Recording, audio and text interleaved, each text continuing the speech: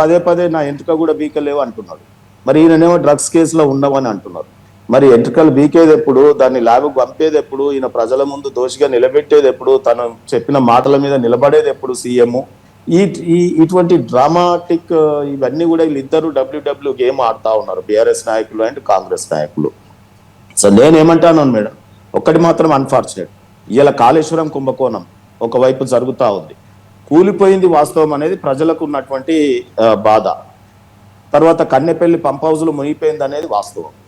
సరే, అది 200 కోట్ల 500 కోట్ల 1000 కోట్ల వాళ్ళు అంటారు, చిన్న విషయమే, మేము పంపులు మళ్ళీ రిపేర్ చేసినాం. అరే ఎవడబ్బ సొమ్ము? ఇవాళ మీకు 500 కోట్లు 1000 కోట్లు చాలా సింపుల్ గా కనిపిస్తా ఉంది.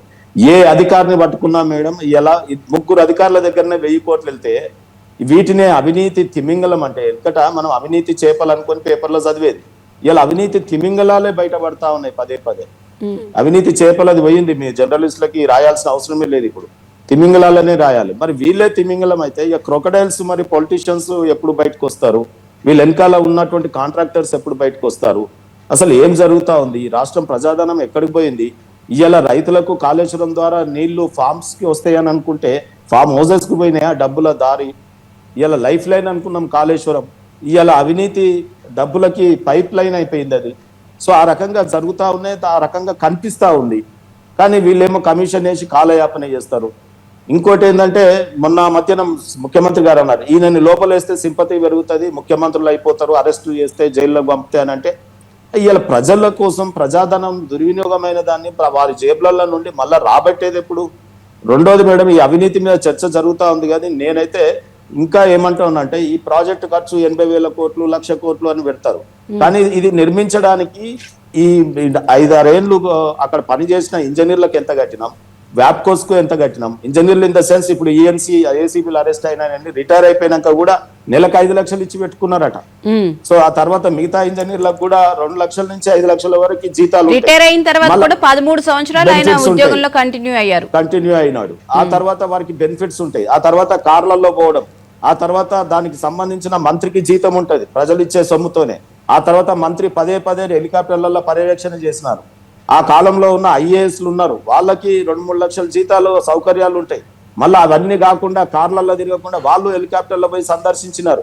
ఆ తర్వాత పెళ్లిళ్ళు అయితే థాయిలాండ్ డెస్టినేషన్ వెడ్డింగ్స్ అట, అవేంటియో కొత్త కల్చర్, తెలంగాణ ప్రజలు ఎప్పుడు చూడండి. అంతకుముందే సమైక్యాంధ్రులు వచ్చినాక ఇవన్నీ కూడా కొత్త కొత్త విధానాలు వస్తున్నాయి, పప్పులు వస్తున్నాయి, ఇటువంటి కల్చర్ వస్తుంది అని చెప్పి తెలంగాణ పోరాటం చేసి తెచ్చుకున్నాం. ఇవాళ అసలు లేక ఒక బీదవాడికి ఒక్కడేసారి డబ్బులు వస్తే వ్యసన పనులు అయినట్టు రాక గవర్నమెంట్ వచ్చి ఒక రాష్ట్రానికి అధిపతులుగా మారేసరికి ఒక రాజకుటుంబం లాగా వ్యవహరించినట్టుగా ఈ రోజు అన్ని కమిషన్ల రిపోర్ట్లు చెప్తా ఉన్నాయి. నేను ఇది ఎందుకు చెప్తున్న ఆరోపణ కాళేశ్వరం మీద అంటే, మిగతాయి డ్రగ్స్ ఉన్నదా లేదా వాళ్ళిద్దరు తెలుసుకోవాలి, ఆయన డిఫర్మేషన్ వేయాలి, అన్నిట్లలో వేస్తా ఉంటాడు కేటీఆర్ గారు. నేను దాన్ని నమ్మట్లేదు, ఎందుకంటే ఇంతవరకు ఎటువంటి ఇన్వెస్టిగేషన్ కానీ ఎఫ్ఐఆర్లు కానీ జరగలేదు. ఇప్పుడు దీని మీద కాళేశ్వరం మీద మాత్రం ఇవాళ ఈ ఫార్ములా కార్ రేస్ మీద మాత్రం నేను ప్రగాఢంగా విశ్వసిస్తున్నా, దీంట్లో హేరాఫేరీ జరిగింది. ఎందుకు అని అంటే హెచ్ఎండిఏలో డబ్బులు పోయిన మాట వాస్తవం, అక్కడ ట్రాన్సాక్షన్ కనిపిస్తా ఉంది, ఇక్కడ ఆటలు జరిగినాయి వాస్తవం, మనం చూస్తా ఉన్నాం. ఎన్నికలు వచ్చినాయి, నేనే ఇచ్చినానే ఆయన అడ్మిట్ అయ్యిండు పబ్లిక్ కోర్టులో, ప్రజా కోర్టులో. కేటీఆర్ గారు ఎస్ నేనే తీసుకున్న నిర్ణయం, అధికారులది కాదు అన్నాడు. కానీ నేను పోయి హైకోర్టులో కేసు అయ్యేటప్పుడు నల్లకోట వేసుకుని ఆడ నిలబడ్డా. ఆడ మాత్రం ఏం చెప్తాడంటే, నేను ఇది చేయలేదు, అధికారులు చెప్పినట్టు చేసినా అని చెప్పి అఫిడవిట్ వేస్తాడు. అరే ఎంత మోసం, ప్రజల్ని మోసం చేయడానికే పుట్టినట్టు వీళ్ళు, ప్రజల ముందు అబద్ధాలు చెప్పడానికే పుట్టినట్టు. రాజకీయం అంటే ఇప్పుడు మేము రాజకీయాలకు వచ్చి ఓన్లీ అబద్ధాలతో కాలం గడపడానికే మేము రాజకీయం వేసినట్టు, మేము ఒక సినిమా యాక్టర్ల కంటే ఎక్కువైపోవాలి. ఇప్పుడు రాజకీయ నాయకులు అందరూ కూడా వ్యంగ్య ప్రసంగాలు కావాలి, లేకపోతే స్లడ్జింగ్ కావాలి, లేకపోతే అరేతురే. నిన్న ముఖ్యమంత్రి గారిని, నేను నాన్ పొలిటికల్ గానే మాట్లాడుతున్నా చూడండి, నేను ముఖ్యమంత్రి గారిని వెనకేసుకు రావట్లేదు. ముఖ్యమంత్రి గారిని వానికి సీఎం పదవి పనికిరాదు, వీనికి అసలు ఏం భాష? కేటీఆర్ గారిని కూడా నేను బాలరాజ్ ద్వారా రిక్వెస్ట్ చేస్తా ఉన్నాను, కేటీఆర్ గారి భాష సంయమనం ఉండాలి, చదువుకున్నాయన కదా. సరే ఎంత తక్కువ చదివిండు అని సీఎం ని మాట్లాడుతుండే కేటీఆర్, నా అంత చదవలేదు ఆయన ఉండాలి, డెఫినెట్ గా ఉండాలి. నేను చెప్తున్నా తింటలేవు, ఆయన కన్నా ఎక్కువ కేటీఆర్ కు ఉండాలి. ఎందుకు ఉండాలంటే చదువు ఈయన ఎక్కువ చదివిండు కదా, అన్ని దేశాలు చదివిండు కదా.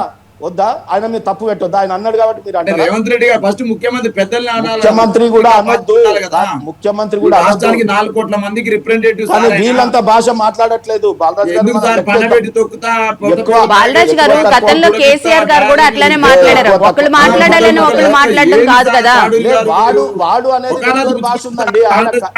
బీజేపీ అలయన్స్ కానీ మీరు నేనేమంటున్నా బాలరాజు గారు, నేను ఒకటే చెప్తా ఉన్నా, నేను ఎవరిని అలయన్స్ అవుతానా ఏమవుతానా మీరు చెప్తే కాను కదా, మీరు చెప్తే పార్టీ వదిలేసిపోలే కదా.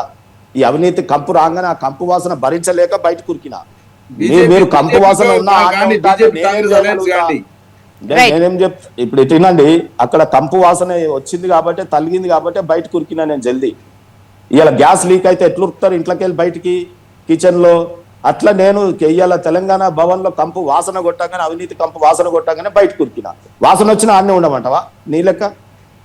సో నేనేమంటున్నా అంటే ఇవాళ స్టాక్ హోమ్ సిండ్రోమ్ తో మీరు బాధపడుతుండొచ్చు. నేను పార్టీ మారిన అంటే అది నా వ్యక్తిగత విచక్షణతో ఈ అవినీతి కంపును చూసి బయటకు వెళ్ళిపోయినా. రెండోది నేను ఏం చెప్తున్నా బాలరాజు గారు, నేను గొప్పగా చెప్తున్నా, ఇలా కేసీఆర్ గారి వరకు భాష మొదలైంది ఎక్కడ?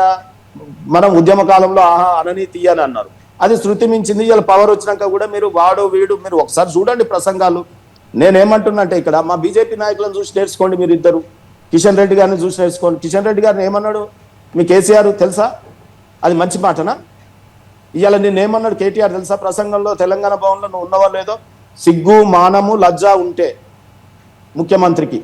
సరే నేను ముఖ్యమంత్రి అంటున్నా, నేనేమో నా కాంగ్రెస్ పార్టీ అధ్యక్షుడు నాయకుడు అని అంటలేను. నా ముఖ్యమంత్రి, నా ప్రధానమంత్రి, మంత్రులు వీళ్ళందరూ కూడా ప్రజల యొక్క ఇది ఉంటుంది, కొంత చూస్తూ ఉంటారు. నేను అనొచ్చా మరి సిగ్గు లజ్జ మానం? మానం అంటే ఏంది వర్డ్ చెప్పండి, రికార్డు చూపించాలన్నా నిన్న? ముఖ్యమంత్రి చూస్తారా? చూపించండి, మీరు అడగండి. ఆ తప్పును తప్పు ఆయన మీద పెట్టండి అంటున్నా. చెప్పండి ఆయన అన్నాడు కాబట్టి నేను అంటున్నా, అన్నడమే తప్పు అంటున్నా. నీకు తెలిసి అంటున్నా. ముఖ్యమంత్రి డ్రగ్స్ ఆరోపణలు చేయొచ్చు. నేనేమంటున్నా, మీరు యూనివర్సిటీలో చదువుకున్న యూత్ టర్క్, మీరు పెద్ద గొప్ప చదువులు చదివినాం మనం. మీరు చెప్పండి ఒకటి, మానం అంటే ఏంది మీనింగ్? నిన్న మల్లన్న మీద మీరు దాడి చేసిరు, మా న్యూస్ మీద దాడి చేసిరు, బేబియన్ మీద దాడి చేస్తామన్నారు, రేపు మా సంటోళ్ళ మీద దాడులు చేస్తారు. ఏం బీహార్ కల్చర్ తెస్తారా? ఏం బీహార్కి వెళ్ళి వారసత్వాలు తెస్తారా? ఇడికి మీరు ఇంత బీహార్లో కూడా ఎక్కడ మీడియా మీద దాడి జరగలేదు సార్. నేనేమంటున్నంటే ఎవరు మాట్లాడితే వాళ్ళ మీద దాడులు, లేకపోతే ఇష్టం ఉన్నట్టు మాట్లాడు. వాడు వీడేందయ్య భాష? వారు అనొచ్చు కదా, గారు అనొచ్చు కదా. చాలా బాధేస్తూ మాట్లాడుతా ఉన్నాం. ఇవాళ చూడు, నేను పార్టీల పరంగా రాజకీయాల పరంగా మనం రాజకీయాలకు వచ్చింది దీనికేనా? మీరు ఎంత చక్కగా మాట్లాడుతున్నారు ఇద్దరు. ఇవాళ మీరు పెద్ద ఇది కావాలి కదా రాజకీయాలలో. రేపు ఎంపీలు ఎమ్మెల్యేలు కావాలి, మీకు రానిస్తారా? రేపు రాగానే 100 కోట్లు ఎవడో అవినీతి పరుడు రాగానే మనకి ఇస్తారు. నిన్నాడ సిట్ అంటే సిట్టు, ఉట్టు అంటే ఉట్టు. ఏముంటే మళ్ళా గొర్రెలు తోకలని నీకు ఇస్తాడు. నేను కుమరాయన కాబట్టి ఎంబీసీ అనే, ఆయన ఇంకొక ఆయన అని చెప్పి ఇంకోటి ఇస్తారు. ఇవే మనకు కావాల్సినవి అవసరం. అసలు ఈ మాత్రం మైండ్స్ ఎవరికి ఇస్తారు, పరిశ్రమలు ఎవరికి ఇస్తారు, లేదా టూరిజాలు ఎవరికి ఇస్తారు, ఇవన్నీ కూడా ఉంటాయి కదా బాలరాజు గారు. నేనేమంటున్నా అంటే సరే నేను కాదంటలేను, నువ్వు నమ్మిన సిద్ధాంతం కోసం, నువ్వు నమ్మిన నాయకుల కోసం విశ్వసించి వాళ్ళ దగ్గర పనిచేస్తున్నావు, చెయ్యి విశ్వాసంతో. కానీ నా బాలరాజు చాలా మంచి భాష మాట్లాడతారు కలిసినప్పుడు. నా బాలరాజు తెలంగాణ ఉద్యమం చాలా స్వచ్ఛంగా పోరాడిండు. పోలీసు లాఠీ దెబ్బలు తిన్నాడు స్వచ్ఛంగా. రోడ్డు మీద ఎల్పీ స్టేడియం ముందు నేను కొడుతుంటే మేము అందరము అంగలార్చినాం, పరేషాన్ అయినాం. మరి అంత విలువ పదవి నీకు ఇచ్చిరా? అరే దొంగలు, దోపిడీదారులకు, తెలంగాణ ఉద్యమ ద్రోహులకు అవినీతి కంపుతో వాళ్ళ గుణాలన్నీ బయటపడ్డాక కూడా నేను వాళ్ళని వెనకేసుకొని వస్తా నేను అని అంటే ఎట్లా చెప్పండి మీరు? నేనేమంటున్నా, ముఖ్యమంత్రి గారు మాట్లాడిన ఆరోపణలు రుజువు చేయాలి. డ్రగ్స్ విషయంలో పదే పదే కేటీఆర్ గారి మీద మాట్లాడినటువంటి విషయాలను తప్పకుండా ఆయన నిరూపించాలి ఏ రోజుకైనా. ఈ రోజు కనుక టైం పాస్ చేయొచ్చు, కానీ రేపటికైనా నిరూపించాలి. పదే పదే ఆరోపణలు చేసి వెనుకకు పోవద్దు అంటున్నా. కానీ భాషలో సంయమనం కేటీఆర్ గారు వెనుక విక్కో అన్నాడు. మరి ఇప్పుడు ఆయన ఏం చేయాలి చెప్పు? నువ్వు అన్నాడా? ముఖ్యమంత్రి గారు మాట్లాడినప్పుడు కంపల్సరీ ఏదో ఒక వాస్తవాలు లేకుండా మాట్లాడితే కనుక అది అనుకుంటాం మనం. అన్నడా లేదా నీ ఒక్క డైలాగ్ చెప్పు. ఏం పదే పదే వెనుక విక్కో, వాడు వీడు ఇవన్నీ బంద్ చేయమను. మేమందరం సింపతి చూస్తుండే